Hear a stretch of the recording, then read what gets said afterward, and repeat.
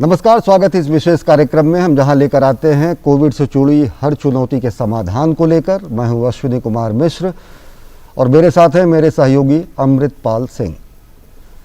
अमृतपाल सिंह हमसे जुड़ेंगे और कोविड संक्रमण हर दिन एक नई चुनौती लेकर आ रहा है और मामले बढ़ रहे हैं, लेकिन ज़रूरी है कि वैक्सीन लगवाने के साथ साथ हम कोविड से जुड़ी हर सावधानी का पालन हर हाल में करें। घर से बाहर अगर निकलते हैं या फिर दफ्तर में काम करते हैं तो मास्क ज़रूर पहनें, हाथों को और चेहरे के हाइजीन को मेंटेन रखें। और इस कार्यक्रम में आज हम बात कर रहे हैं कोविड मरीजों के दवा और उपचार की प्रक्रिया के बारे में। इस बारे में सटीक सलाह देने के लिए हमारे साथ हमारे एक्सपर्ट भी जुड़ रहे हैं। हमारे साथ जुड़ रहे हैं डॉक्टर आशुतोष विश्वास, जो कि डिपार्टमेंट ऑफ मेडिसिन एम्स से हैं, और साथ ही साथ हमारे साथ जुड़े हैं डॉक्टर अनुपम प्रकाश, जो कि department of medicine Lady Hardinge Medical College में है। अमृत,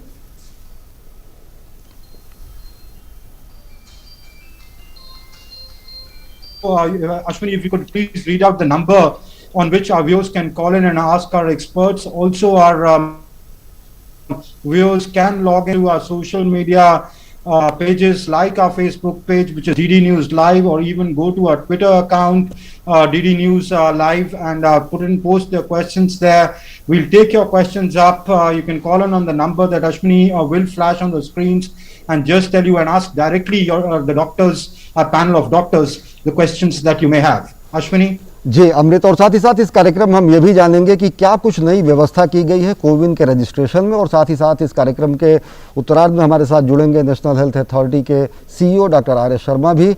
लेकिन आपके अगर कोई सवाल हैं कोविड से रिलेटेड, कोई सवाल है दवाइयों से रिलेटेड, दवा और उपचार से रिलेटेड, तो हमारी फ़ोन लाइन खुल चुकी है। हमारा नंबर है 011-233-87031, और इसके साथ ही साथ आप हमारे फेसबुक पेज और ट्विटर अकाउंट से भी जुड़ सकते हैं और अपने सवाल पूछ सकते हैं। और इस कार्यक्रम में आप हमारे विशेषज्ञों की राय जान सकते हैं, आप अपनी हर शंकाओं का समाधान कर सकते हैं। तो हमारे साथ दो खास मेहमान जुड़ चुके हैं, डॉक्टर आशुतोष विश्वास और डॉक्टर अनुपम प्रकाश जी। डॉक्टर आशुतोष जी, आपसे जानना चाहेंगे कि सबसे पहले तो जब कोई भी आदमी लक्षणों के बाद स्थिति ये आती है कि रिपोर्ट आने में जब टाइम लगता है, लेकिन वो चाहता है कि उसको दवा जल्दी से जल्दी शुरुआत उस मरीज़ की हो जाए। लोगों का भी जो ट्रेंड देखा जा रहा है, प्रचलन देखा जा रहा है कि कोई भी दवा वो जो सोशल मीडिया पे चल रही हैं या फिर इससे पहले के किसी कोविड पेशेंट जो उनके रिलेटिव या दूसरे लोग होते हैं, और सबसे उसमें कारगर या सबसे ज़्यादा प्रचलित दवा आइवरमेक्टिन, ये सब दवाएं लोग शुरू कर देते हैं, क्योंकि लोग ये कह रहे हैं कि आप ये मान के चलें, विशेषज्ञ भी कभी कभी कहते हैं कि कोविड हो सकते हैं। तो इस तरीके की दवाएं जो कि चल रही हैं, प्रचलन में हैं, उनका सेवन करना बगैर किसी सलाह के, बगैर किसी रिपोर्ट के, कितना आप सही मानते हैं? सही चीज़ है या गलत चीज़ है, डॉक्टर आशुतोष? हाँ, देखिए, अब कोई भी अब टेस्ट कराने अगर हम जाएंगे और किसी भी हॉस्पिटल में या प्राइवेटली अगर करना होगा तो बेसिकली इसमें 2 दिन, कभी कभी 3 दिन भी लग रहा है, क्योंकि RT-PCR का इतना जो केसेस बढ़ गए हैं तो लैब के ऊपर बहुत प्रेशर है। तो अगर 2-3 दिन आप कैसे वेट करेंगे, तो वो रिपोर्ट तक जो एक फियर है, जो आजकल जो एक सिम्टम्स होते ही मेरे को दवाई चाहिए, वेट के लिए, रिपोर्ट के लिए लोग नहीं वेट करते। तो सिम्टोमेटिक एक मैनेजमेंट, जो सिम्टोमेटिक ट्रीटमेंट, वो हम स्टार्ट कर सकते हैं, बट वो डॉक्टर के सलाह के साथ ही डॉक्टर से संपर्क करें।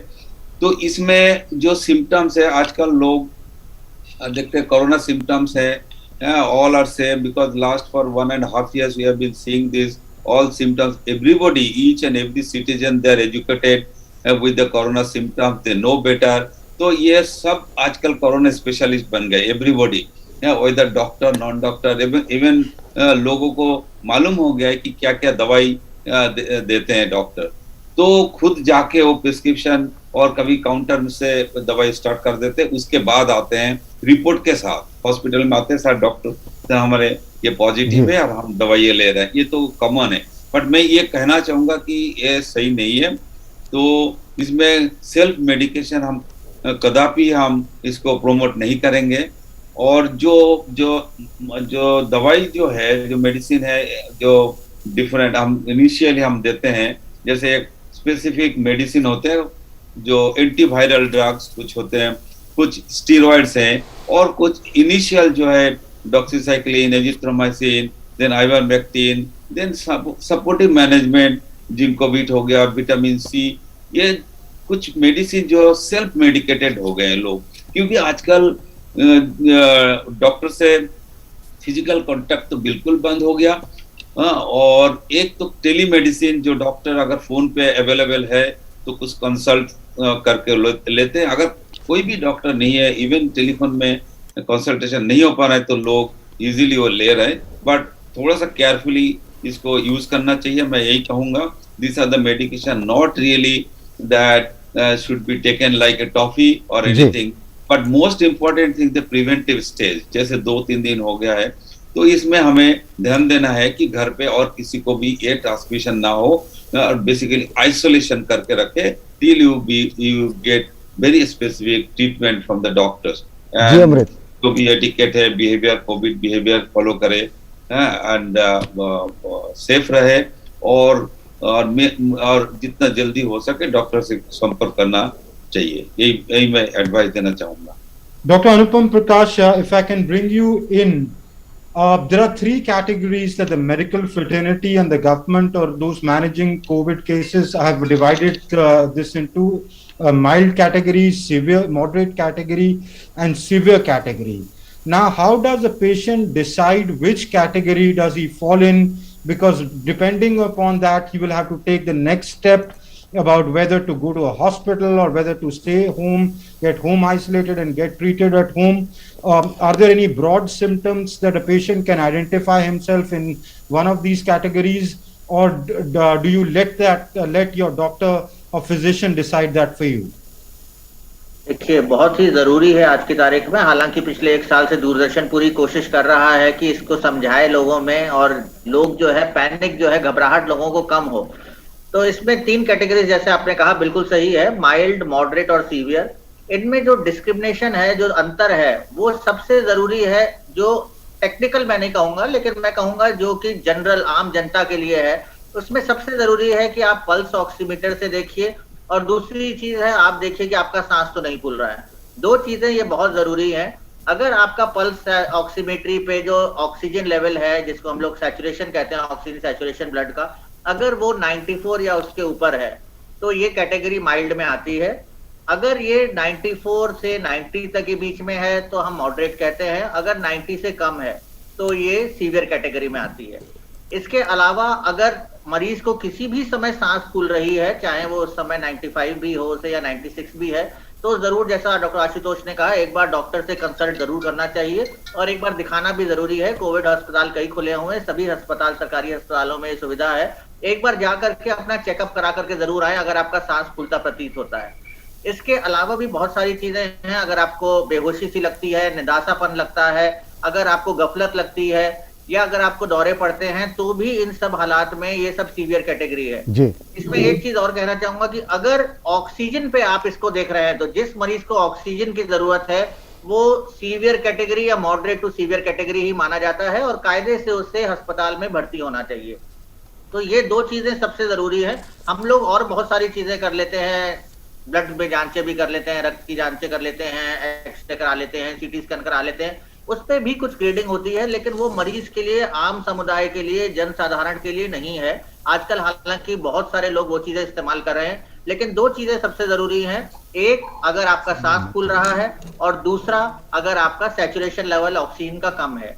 95-94 तक कोई घबराने की बात नहीं है, ये माइल्ड केसेस ही होते हैं। अगर बुखार तीव्र है तो भी हम इन्हें माइल्ड केसेस ही मानते हैं, जो सरकारी नियम है उनके हिसाब से जो कैटेगराइजेशन है।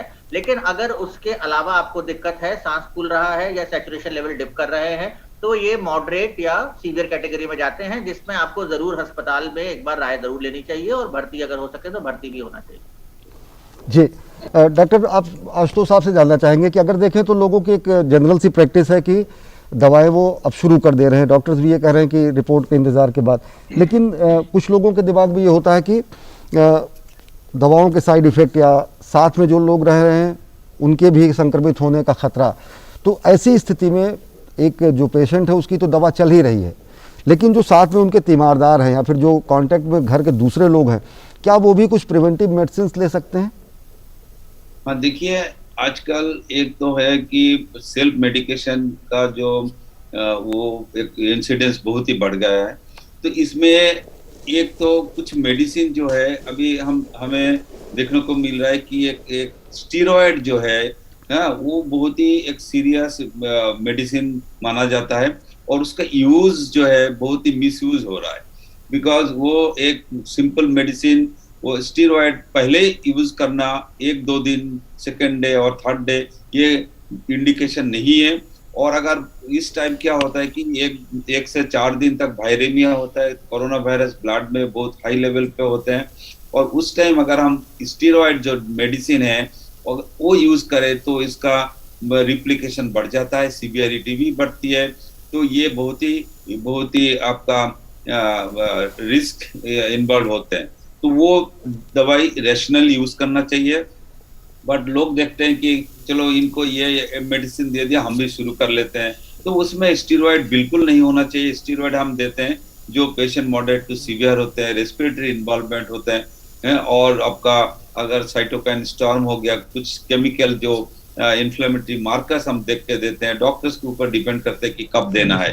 तो वो एक मेडिसिन, और भी जो अदर मेडिसिन लोग जैसे घर पे ये चलो डॉक्टर प्रिस्क्रिप्शन दे दिया ये पेशेंट के लिए, मेरे को भी कोरोना सिम्टम्स हो रहा है, तो सेम मेडिसिन सेम प्रिस्क्रिप्शन वो यूज करना चालू कर देते हैं। बिकॉज ये कोरोना एक फैमिली डिजीज है, ये if any one of the family is infected, so ये it transmit from one to another. So अभी ये कम्युनिटी में तो है ही, but it has gone to family. जैसे सब लॉकडाउन, अब लॉकडाउन में कोरोना भी लॉकडाउन हो गए, सारे घर के अंदर कोरोना बंद हो गए, तो घर में जितने भी मेंबर्स है वो सब धीरे धीरे अफेक्ट हो रहे हैं, क्योंकि एक से दूसरे, क्योंकि सोशल डिस्टेंसिंग घर में बिल्कुल नहीं हो पाता, क्योंकि घर में इतने कमरे होते नहीं है और लोग एक दूसरे से इतना सोशल डिस्टेंस मेंटेन नहीं करते और एटिकेट मेंटेन नहीं करते। तो इसमें कुछ मेडिसिन जो है वो यूज करते हैं, और may B doctors immediately symptoms basis में वो बोलते हैं हाँ कर लीजिए।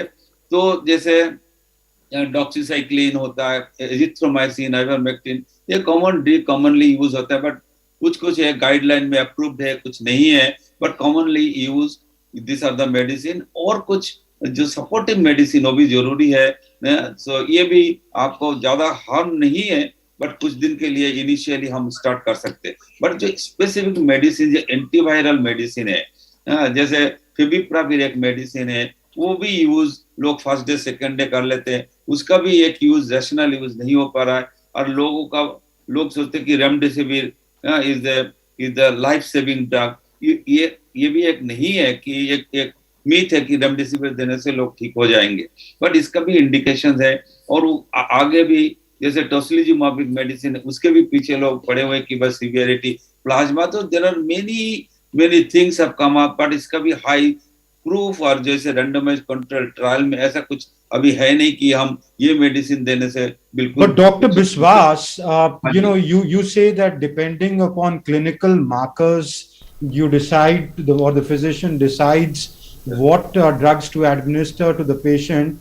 But in the case of say steroids, generally in what conditions do you guys prescribe steroids to your patients, and on what day of infection? Yes, this is very important. Steroid जो initially, क्योंकि this is the corona is a self-limiting disease most of the time, and it is also लोगों को 70% 80% लोगों को कब हो रहा है, कब ठीक हो रहा है, कुछ नहीं पता आराम से। तो एसिम्प्टोमेटिक, जैसे 70% लोगों को पता ही नहीं चल रहा है ये बीमारी है। आरटीपीसीआर अगर कॉन्टैक्ट में आप डिटेक्ट करेंगे तो आरटीपीसीआर पॉजिटिव होगा, तो does not mean he is symptomatic, he has to be treated और he has to be given any medication। तो इसमें जस्ट ऑब्जर्व करना होता है। तो फर्स्ट फ्यू डेज तो हम बिल्कुल नहीं देंगे। एक तो है SpO2 देखते हैं, ब्रेथलेसनेस पेशेंट का जो है, ब्रीदिंग डिफिकल्टी, और may be sometimes we go for a x ray और सीटी स्कैन देख के सीवियरिटी। तो basically moderate to severe patient में हम स्टार्ट करते हैं, ये that comes around 4 to 5 days later. This is indication for the use of steroid. इससे पहले स्टीरॉयड यूज करने से क्योंकि ये सीवियरिटी बढ़ सकती है, वायरेमिया होता है, और इम्यून जो डिफेंसिव मैकेनिज्म है, जो नेचुरली क्या होता है इन्फेक्शन के बाद हमारा इम्यून सिस्टम इतनी स्ट्रॉन्ग है जो वायरस को एलिमिनेट कर देती है।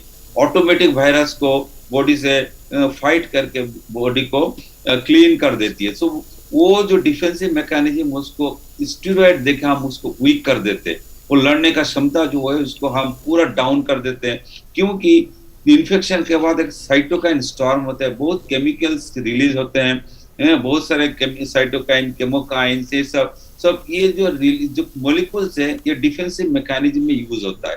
तो हम ये स्टेरॉइड देके पूरा हम डाउन कर देते हैं।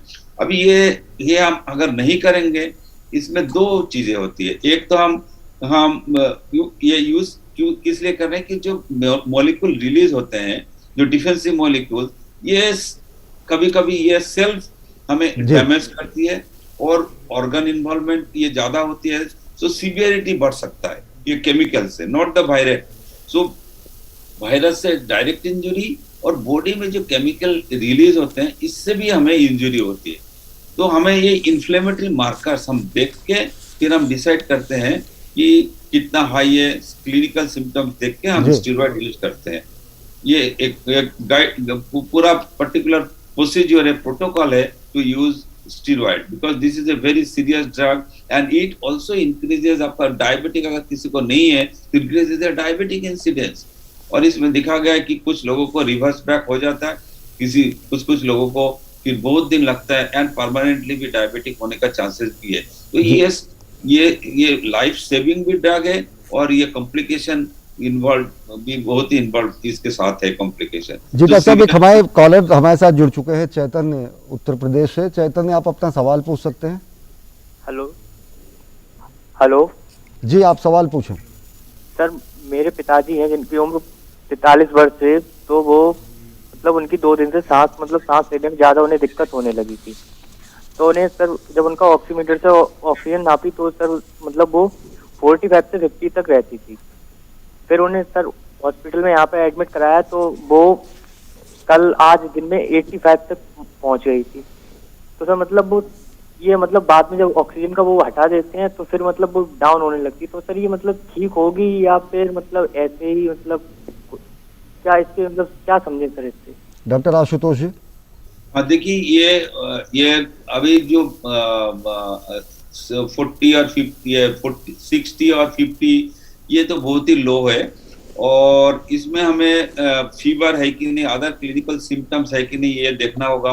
और ये विच डे, कौन सा डे है आपका ये फीवर का, 4th डे, 5th डे, जैसे फर्स्ट डे से लेकर हमें ये सिम्टम्स वो देखना होता है कि क्योंकि फेजेस है, ये फेब्राइल फेज है और ये आपका सीवियर स्टेज है जो क्लिनिकल सीवियरिटी। तो आपका इसमें अगर ये इनिशियल 4 to 5 डेज है और इसमें अगर आपको लगता है कि 5 डेज के बाद है तो प्रोग्रेशन है। ये लंग्स ऑक्सीजन में कभी कभी इसमें अगर कुछ क्लिनिकल सिम्टम्स और नहीं है, ओनली ऑक्सीजन पे है, ऑक्सीजन डिपेंडेंट है, अभी 90 अगर ऑक्सीजन देने के बाद अगर 90 के ऊपर आ जाता है तो इम्प्रूवमेंट का चांसेस बहुत है। और इसके साथ साथ हमें देखना होगा लंग्स पे कितने डैमेज है। अगर उसमें आपका सीटी स्कोर, उसमें सीवियरिटी पता चलती है सीटी स्कैन में और एक्सरे में, वो अगर ज्यादा है तो थोड़ा सा प्रोग्रेशन ये इम्प्रूवमेंट में टाइम लगता है, और अगर ट्रीटमेंट ठीक से हो इम्प्रूवमेंट का चांसेस पूरा है, घबराने की कोई बात नहीं है। जी डॉक्टर अनुपम प्रकाश जी, इसके पहले जिस तरीके से बात हो रही थी कि लोग दवाइयाँ जो लेते हैं उसमें स्टेरॉइड्स की भी बात चल रही थी। कुछ डॉक्टर्स ये कहते हैं, मतलब सबका ये मानना है कि वो तो खैर स्टेरॉइड का जब भी इस्तेमाल होगा वो डॉक्टर की सलाह में और एक निश्चित अवधि के बाद होगा। कुछ लोगों का ये मानना है कि शुरुआत में लेने पर या फिर जो भी स्थितियाँ बनती हैं वो प्रतिकूल भी हो सकती है, उल्टी भी पड़ सकती हैं। दर्शकों से हम यही जानना चाहेंगे, दर्शक कि उनको आप इस बात का आश्वस्त करें कि ये सब दवाइयाँ खुद अपने किसी जानकार या किसी पूर्व कोविड पेशेंट या फिर किसी और की सलाह पर न लें, क्योंकि स्थितियाँ प्रतिकूल भी हो जाती हैं। डॉक्टर अनुपम। ये बिल्कुल सही फरमाया आपने, और मैं डॉक्टर आशुतोष विश्वास की बात को ही आगे ले जाना चाहूंगा।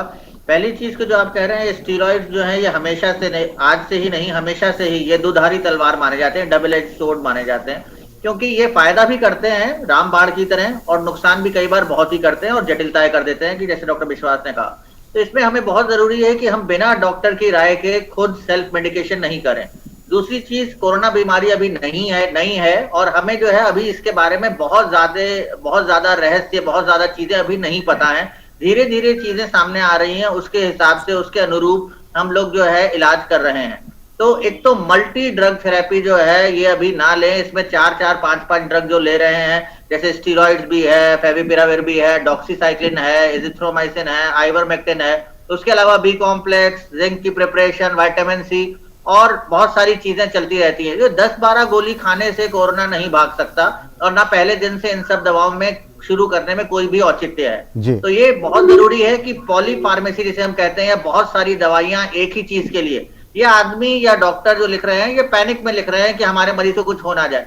लेकिन जैसा कि डॉक्टर साहब ने कहा, डॉक्टर विश्वास ने भी कहा, 80 से 85% फीसदी, 90% फीसदी को कुछ नहीं होता और ये खुद ब खुद ठीक हो जाती है। और ज्यादा दवा खाने से ये भी नहीं पता चलता है कि दवा नुकसान कर रही है या जो है बीमारी खुद अग्रसर हो रही है। तो ये बहुत जरूरी है कि वेट एंड वॉच करें, बुखार के लिए उतारें बुखार को जैसे भी है, जो डॉक्टर साहब राय दें उस हिसाब से।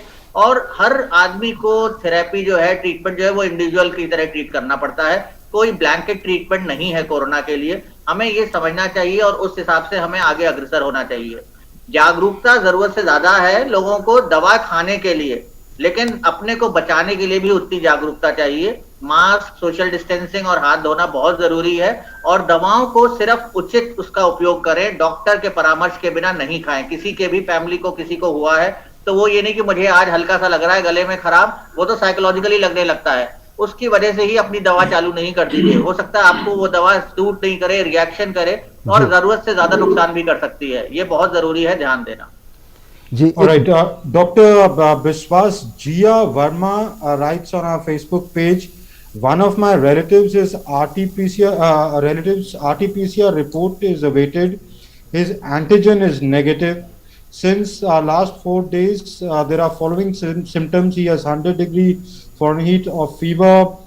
The SpO2 during the day is 95-96. Breathlessness is at night. SpO2 was 85 since 3 days. Is hospitalization needed, as I hear that the symptoms worse on the 5th and the 6th day? देखिए ये बिल्कुल सही बात है कि 5th 6th में critical हो जाते हैं लोग कभी कभी। और अगर 80-85% है SpO2 है 85 में, तो नेचुरली ये थोड़ा सा मॉडरेट टू सीवियर प्रोग्रेशन हो रहा है। तो इसमें अगर ब्रेथलेसनेस है, SpO2 कम है, तो हॉस्पिटल एडमिशन कराना जरूरी है, क्योंकि घर में फिर ऑक्सीजन, जैसे अभी इंडिया और दिल्ली में कहीं पे भी ऑक्सीजन की कमी है, तो घर पे फिर ऑक्सीजन सप्लाई और ऑक्सीजन सिलेंडर बाई चांस अगर और कम हो जाए तो देना मुश्किल होगा, तो हॉस्पिटल में ले जाना चाहिए। 80 इज ए समवॉट क्रिटिकल है और ब्रेथलेसनेस भी है, तो मैं तो ये कहूंगा कि हॉस्पिटल आप ले जाए और डॉक्टर के परामर्श से उसमें ट्रीटमेंट करना चाहिए।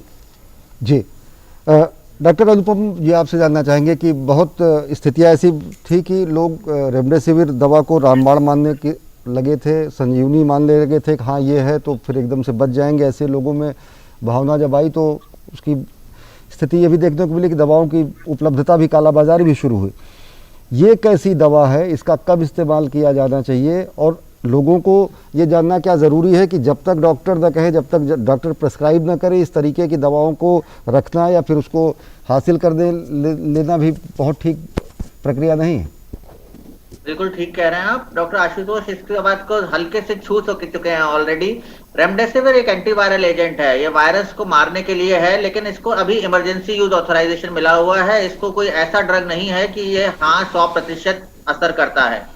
इसका समय भी, हमें किस समय इस्तेमाल करना है मरीज में, ये भी अभी हमें नहीं पता है किस समय इस्तेमाल करना चाहिए। कोशिश हम लोग करते हैं कि फर्स्ट वीक में 5वें से 7वें दिन अगर मरीज डिटोरेट कर रहा है, उसकी हालत खराब हो रही है, तो हम इस्तेमाल करते हैं। खास तौर से माइल्ड केसेस में ये बिल्कुल भी इस्तेमाल नहीं करना है। जितने भी अभी शोध हुए हैं वो कहते हैं कि मॉडरेट केसेस में इनको यूज करने से फायदा कुछ मिल सकता है, सीवियर केसेस में भी इनका कोई रोल नहीं है। लेकिन जब हम लोग मरीज ज्यादा सीरियस होता है या लगता है कि जंग हमारे हाथ से छूट रही है, तो हम लोग सब चीजें इस्तेमाल करते हैं। जैसा आपने कहा कि इस ड्रग को हॉस्पिटल के बाहर देना बिल्कुल पूर्णतः वर्जित है। सरकार ने बिल्कुल कहा हुआ है कि ये सिर्फ हॉस्पिटल में दिया जा सकता है और किसी भी डॉक्टर के प्रिस्क्रिप्शन के बिना नहीं दिया जाना चाहिए। तो अगर कोई इसे घर में रख रहा है, अपने होड़ करके मतलब ज्यादा जो है स्टोर कर रहा है, उसकी कालाबाजारी कर रहा है, ये सब बहुत ही गलत है। ये बहुत ही एक सिलेक्टेड ग्रुप को देने वाला ड्रग है, क्योंकि इसके बहुत अनुकूल तो असर नहीं है, प्रतिकूल असर भी है। गुर्दा, लिवर डैमेज, ये सब चीजें भी इससे बहुत है। अभी हमें इनके बारे में सेफ्टी इस ड्रग की हमें पूरी तरह से नहीं पता है। कुछ ही 1-2 ट्रायल्स हैं जिनमें इसका कुछ असर फायदा आया है। न ही रेमडेसिविर ड्रग से ये है कि वो मौत बच जाती है, सिर्फ जो हॉस्पिटलाइजेशन है वो थोड़ा कम हो जाता है। लेकिन अभी इसको जो है सिर्फ डॉक्टर्स को सेलेक्टिव यूज करने के लिए ही देना चाहिए, और हर मरीज को देने का इससे कोई औचित्य नहीं है। Amrit. All right. There is one gentleman, Amar Antaro Bail. He asks, how much is Ayurvedic treatment effective for corona? It's being said that take kada, take steam, take some, ginger or a lemon. He wants to know how far is Ayurvedic successful in this. I know you are allopathic doctors, but if you would like to take that, Dr. Biswas. It is very challenging. Isme that I'm not the master of this kind of but I have a faith on this because most of the medicine that the plant extract hai. So these are the raw extract, the molecules that have definitely some role. But मैं ये कहना चाहूँगा जो भी ये traditional medicine है, and it has evolved over hundreds and 100 years, and we have this seeing our father, grandfather using this kind of medicine for many illness. तो इसमें definitely मैं तो blindly नहीं कहूँगा कि कैसे इसका mechanism है, how it has the pathway कैसा है, ये कैसा एक्शन, क्या एक्टिंग किस लेवल पे करते हैं मॉलिक्यूल्स। तो मैं ये कहना चाहूँगा कि इसमें यूज करके लोग देखा है कि बेनिफिट है, और डेफिनेटली जो भी ट्रेडिशनल मेडिसिन कुछ ना कुछ इसमें मॉलिक्यूल से एंड इफेक्टिव इंग्रेडिएंट्स है तो यूज करना चाहिए। एंड रिसर्च जैसे AYUSH, they are giving many thousands and lakhs rupees for funding for research. So इसमें रिसर्च आगे आ जाए, और जिनका जो डोमेन है जैसे Ayurvedic, they are coming, they should come up and they should produce, yes, this is effective and this is really helpful for corona. So, and otherwise I am as blind as other people. So these are the people, those who are expert in this field, they should comment on that. But I have full faith on this practice. All right. Ashwini? Generations from the scourge of heralded a new era of international relations committed to maintaining international peace and security, upholding international law, respecting obligations arising from mutually negotiated treaties, and promoting fundamental freedoms for all humanity. Founded on the principle of sovereign equality for all its members, the UN today is the most universal and representative international organization.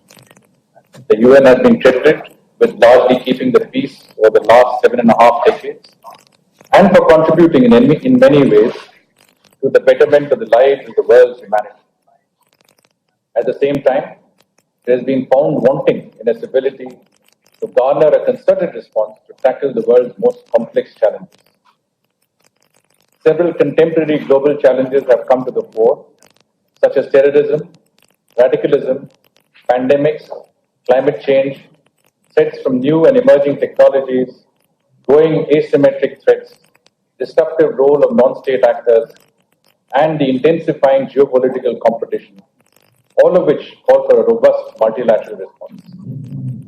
While the UN has addressed most of these issues somewhat partially and intermittently, our collective effort has nonetheless fallen short in providing effective and enduring solutions, particularly due to the infirmities within the multilateral system.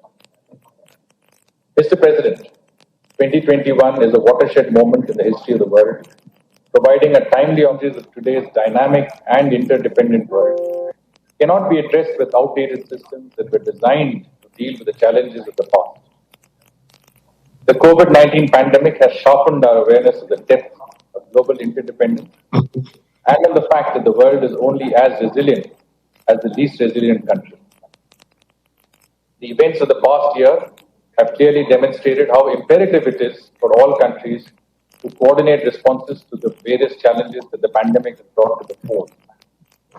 It is the lack of a coordinated global response that has exposed the vulnerabilities and weaknesses of the multilateral system as it stands today, providing a timely reminder for the pressing need for comprehensive reform. While the pandemic exposed the fault lines from unreliable global supply chains to inequitable vaccine distribution, it has also underlined the need for global solidarity and strengthened multilateralism. The reimagined post-pandemic world will make profoundly different demands from the multilateral system, which must evolve accordingly so as to be fit for purpose and capable of inspiring confidence in its ability to effectively meet those demands. Mr. President, at the core of India's call for reformed multilateralism lies the reform of the UN Security Council, reflective of the contemporary realities of today. When power structures continue to reflect the status quo of a bygone era, they also start reflecting a lack of appreciation of contemporary geopolitical realities. Multilateral institutions must be made more accountable to their membership. They must be open and welcoming to a diversity of viewpoints and cognizant of new voices. The Council must be made more representative of developing countries if it is to continue to engender trust and confidence in the ability to provide leadership to the entire world. It can deliver effective solutions only if it gives a voice to the voiceless rather than zealously guarding the status quo of the mind. Today, the UN has 193 member states, nearly a fourfold increase from 1945. The narrow representation and privileges of a few in the primary decision-making organ of the UN poses a serious challenge to its credibility and effectiveness. How can we explain the contradiction of Africa not being represented in the Security Council in the permanent category, even though African issues dominate its agenda? Speaking on the occasion of the 75th anniversary of the UN last year, the Prime Minister of India gave a clarion call for UN reform. And I quote, "For how long will India be kept out of the decision-making structures of the United Nations?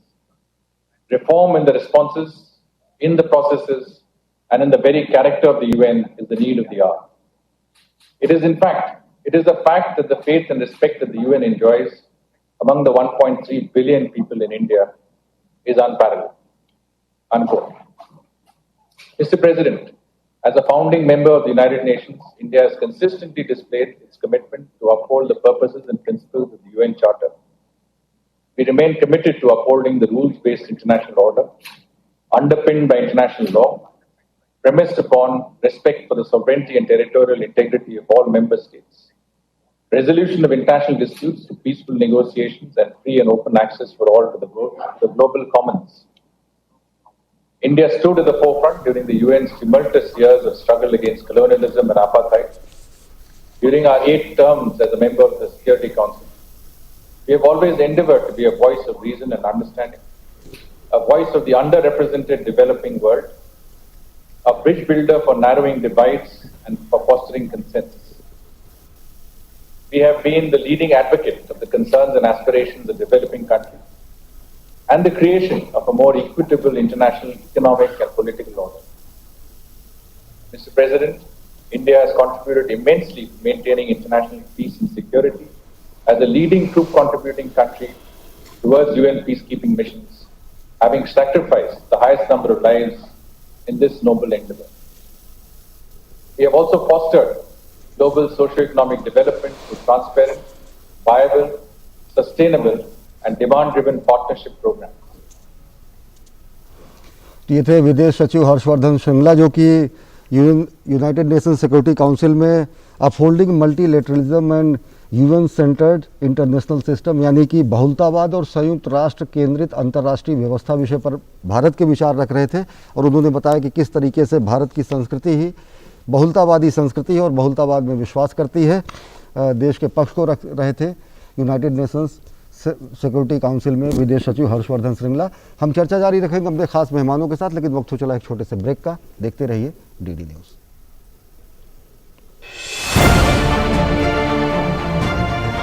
Corona के विरुद्ध लड़ाई में सही और सटीक जानकारी है अहम। भ्रामक प्रचार को दूर करने और लोगों की शंकाओं के समाधान के लिए दूरदर्शन ला रहा है विशिष्ट डॉक्टरों की राय अपने डॉक्टर स्पीक कार्यक्रम में हर रोज दोपहर 12 से 1 बजे, दोपहर 3 से 4 बजे और शाम 7 से 8 बजे डीडी न्यूज और डीडी इंडिया पर। अपने सवालों के लिए डायल करें 011-233-87-031।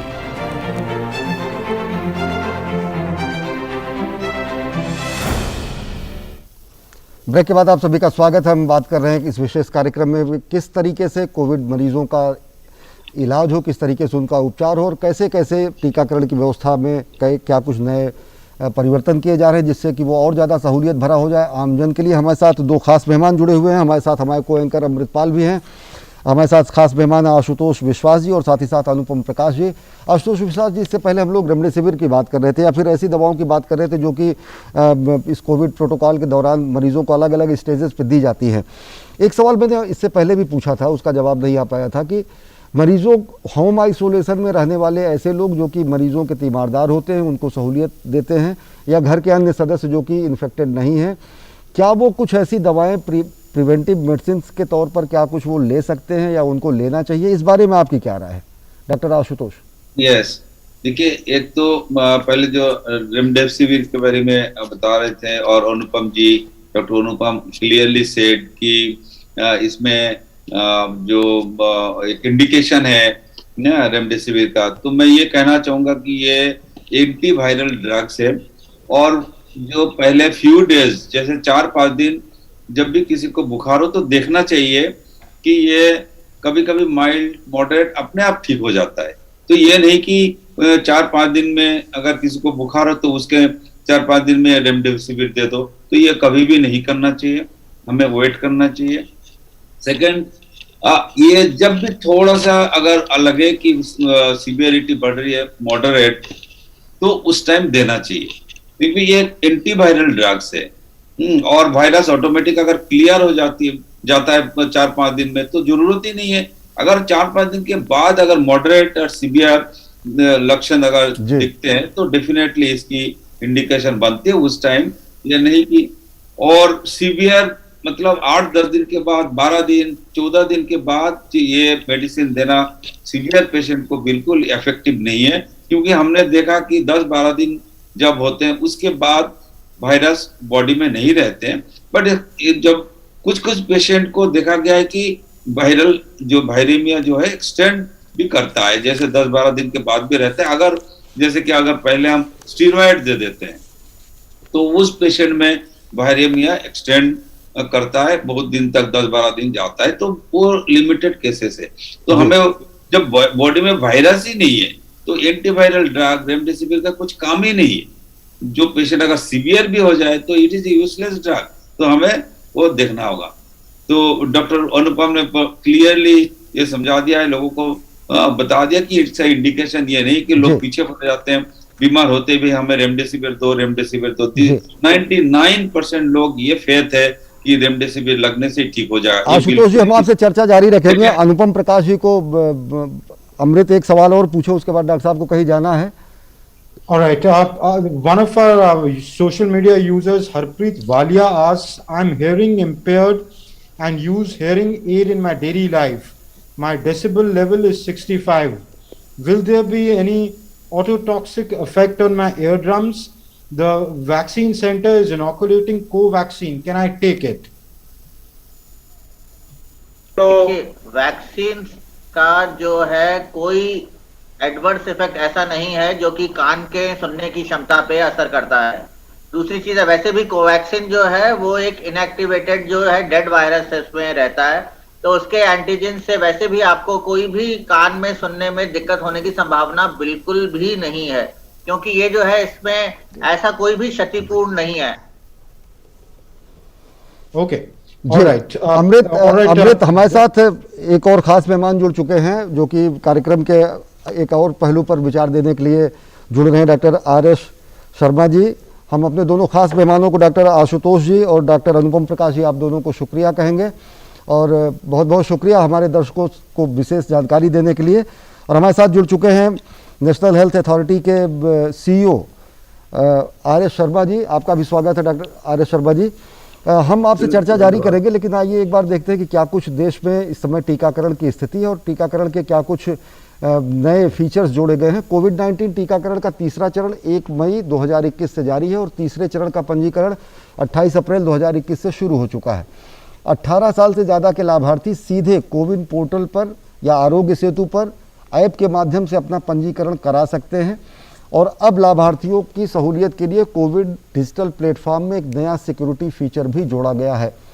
ऑनलाइन अड़चनों को कम करने के लिए 4 डिजिट सिक्योरिटी कोड की शुरुआत की गई है और ये बुकिंग या अपॉइंटमेंट 8 मई 2021 से ये सुचारू रूप से शुरू हो जाएगा। और हमारे साथ जुड़ चुके हैं आर.एस. शर्मा जी जो कि चेयरमैन हैं कोविन के और साथ ही साथ जो कि CEO हैं नेशनल हेल्थ अथॉरिटी के।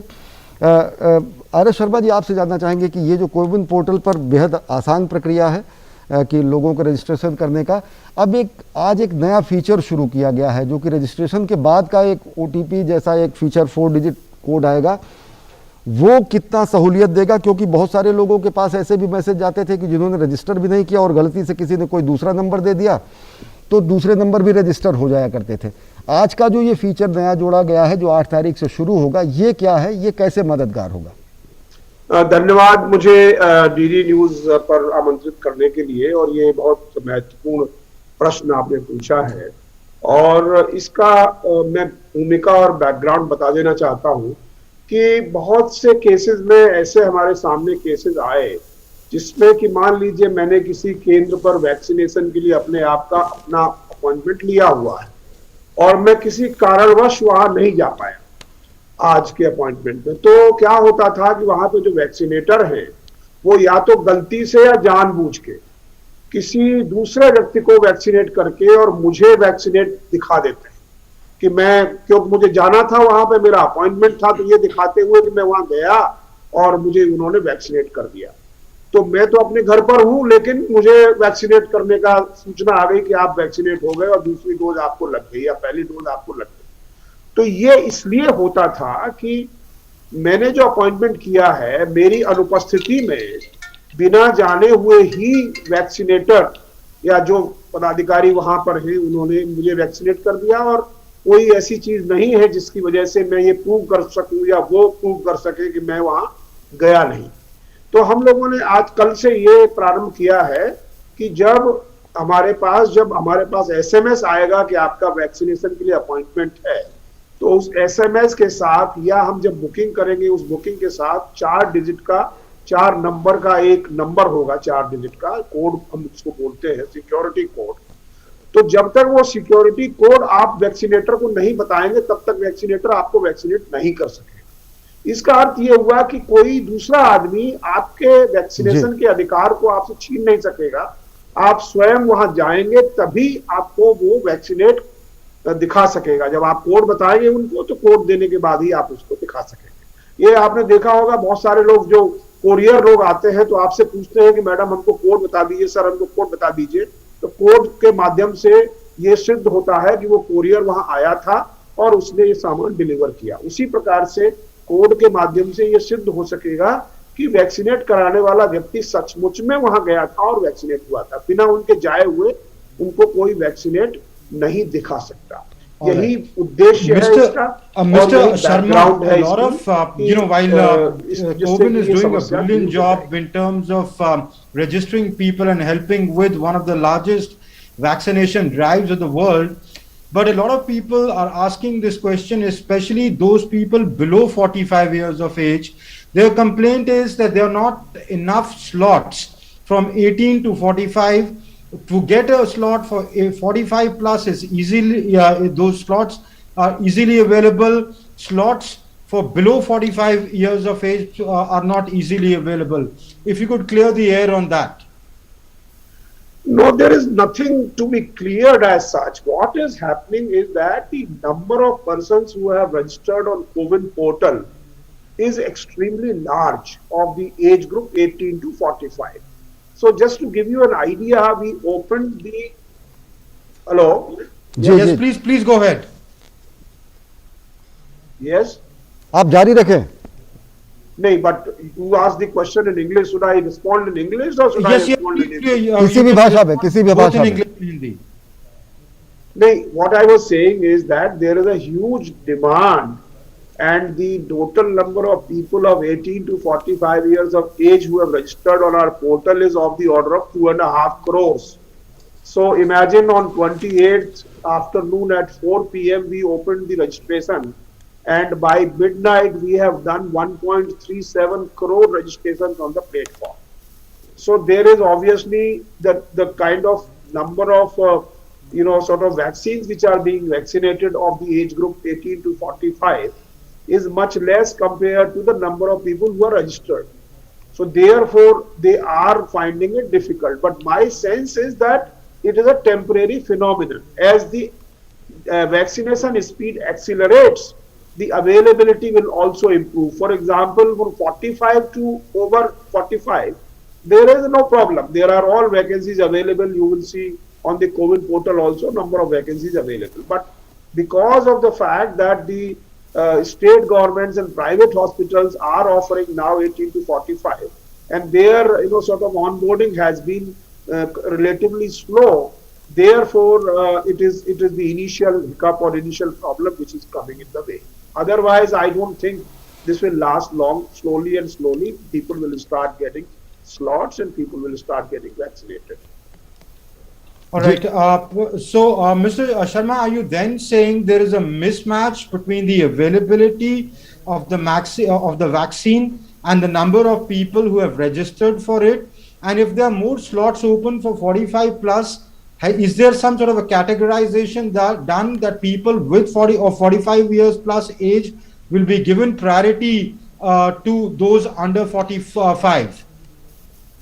Now it is very clear that the central government, when it is distributing the vaccines via through state government hospitals, government hospitals, it is basically the whole vaccine is meant for 45 plus.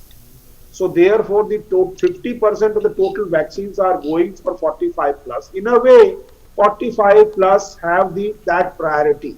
That's number one. Okay. And number two, now we also have situation where the second dose of 45 plus has also become due, and therefore they will also be given priority. It should not happen that the people who are entitled or who have become due for second dose should not get the second dose. They will also be given priority out of those people who are 45 plus who are getting vaccination.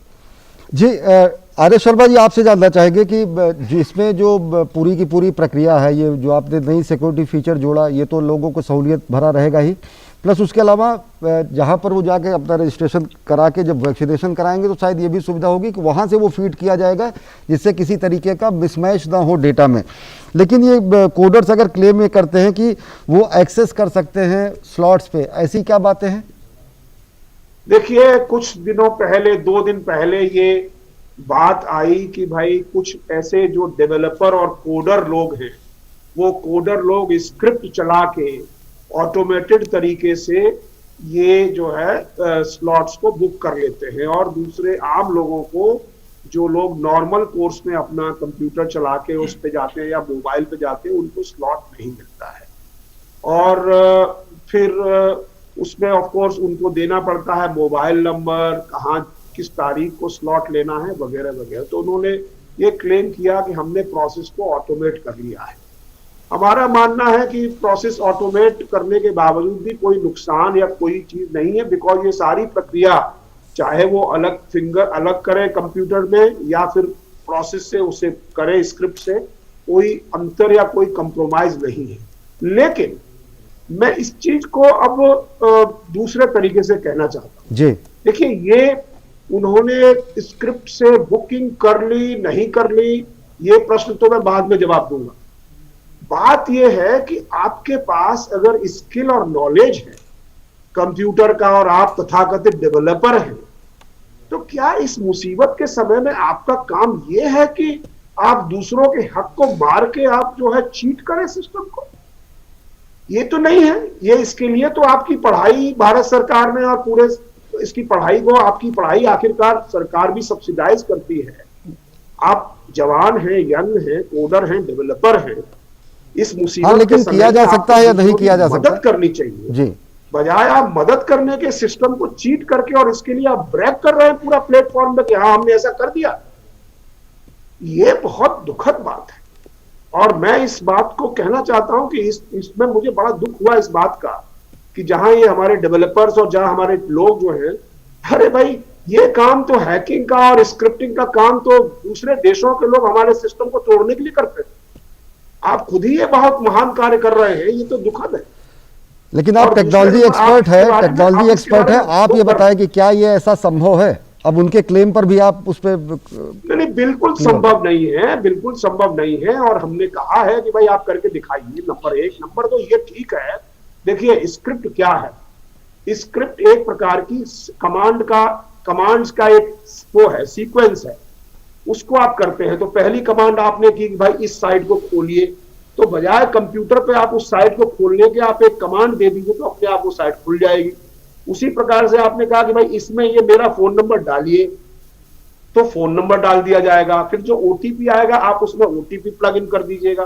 तो जो कार्य basically आप जो है computer पर बैठ करके keyboard पर करते हैं, वो कार्य आपने एक स्क्रिप्ट में लिख दिया, वो कार्य करने लगा। ऐसा नहीं है कि जहां सीट नहीं है वहां भी सीट आपको मिल जाएगी, या ऐसा नहीं है कि बिना मोबाइल नंबर और ओटीपी के आपको सीट मिल जाएगी। लेकिन ये तो संभव नहीं है। लेकिन मेरा कहने का मतलब है कि मान लीजिए आपने इस प्रक्रिया से एक नॉर्मल आदमी जो कंप्यूटर पर बैठ के अपना सोच के खोज रहा है और खोजने के बाद उसको बुक कर रहा है, बजाय इसके आपने पूरी प्रोसेस को ऑटोमेट करके आपने मान लीजिए जल्दी उससे झटक लिया। अच्छा, तो ये तो कोई बहुत बढ़िया बात नहीं है। आर्य शर्मा जी, एक चीज और जानना चाहेंगे कि ये जो आप बड़ा भारी आप उसमें गप मतलब वो कर रहे हैं, गर्व महसूस कर रहे हैं, तो एक इथिकल पॉइंट ऑफ व्यू से, एक मॉरल पॉइंट ऑफ व्यू से मुसीबत के इस समय में ऐसा करना कहां तक जी, संक्षेप में एक चीज ये जानना चाहेंगे कि ये जो नए फीचर, ठीक नहीं। जी आर्य शर्मा जी, संक्षेप में, बेहद संक्षेप में, ये जो ऑनलाइन बुकिंग की सुविधा दी गई और ये जो ओटीपी है, ये उन्हीं सेंटर्स पर ही अप्लाइड होगा जहां पर वो ऑलरेडी वो स्लॉट लिए हुए हैं, या फिर नेशन वाइड कहीं भी? नहीं, मैं समझा नहीं आपका प्रश्न। अगर वो किसी परिस्थितियों में जिसने अपना स्लॉट बुकिंग करा रखा है, आज का जो आपने फीचर 4 डिजिट सिक्योरिटी फीचर बाद में ऐड किया है, ये उन्हीं स्पेसिफिक स्लॉट में और उसी स्पेसिफिक सेंटर्स के लिए ही अप्लाइड है? नहीं, ये जो है स्लॉट ये नॉर्मल में अप्लाई होगा सबके लिए। कारण यही है कि कुछ लोग जो है, हर एक आदमी, बहुत से लोग ऐसे हैं जो इस प्रोसेस को दुरुपयोग करना चाहते हैं। बहुत से वैक्सीनेटर्स भी कुछ ऐसे हो सकते हैं जो लोग, कुछ तो गलती हो सकती है, मैं मानता हूं, लेकिन कुछ जानबूझ कर के भी अगर आपका टर्न है और आप वहां नहीं गए तो आपके टर्न को किसी दूसरे को दे करके आपका वैक्सीनेट दिखा दिया। तो वैसी स्थिति में ये सुरक्षा के लिए है जिन लोगों की जो वैक्सीन होने वाले हैं, और इसको हम लोगों ने कल से लागू किया है। इसमें कोई इम्प्लीमेंटेशन में समस्या नहीं होगी। 1-2 दिन के लिए, मुझे जहां तक जानकारी है, ये ऑप्शनल रहेगा, लेकिन 1-2 दिन के बाद ये कंप्लीटली कंपल्सरी हो जाएगा। All right, Mr. Sharma, there's one more question. It says that right now on your CoWIN site, आप कंक्लूड करें। very quickly, Mr. Sharma, on your CoWIN site, I go and I see I have to select a district. It does not show the name of my place. It only asks me for a pin code. For example, if I live in Delhi, I cannot say Pandara Road. It will ask me to select a particular district. Is CoWIN looking at widening that? Say if all over Delhi I can look at in one go where all slots are available and decide I can go and get vaccinated there. Amrit, conclude kare please.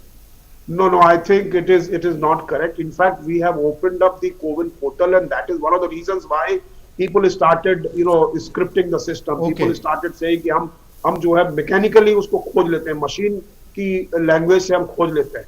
But otherwise, if you see, when you see what is the state is Delhi, and then you see immediately what is the district which you want to go, Central Delhi, North Delhi, East Delhi.